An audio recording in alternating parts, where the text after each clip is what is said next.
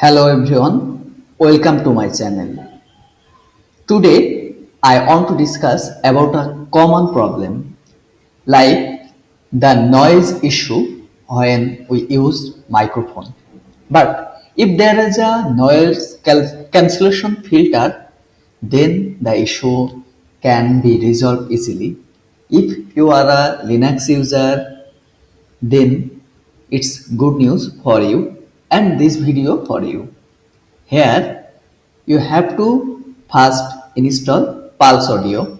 If you don't have installed PulseAudio, then you can just install it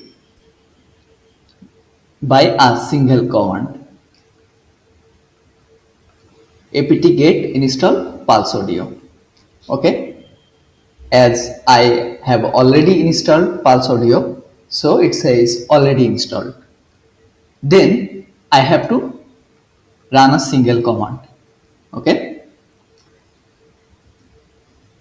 and it's already run. Then I got option for my input sound. Here I have to select one. Okay,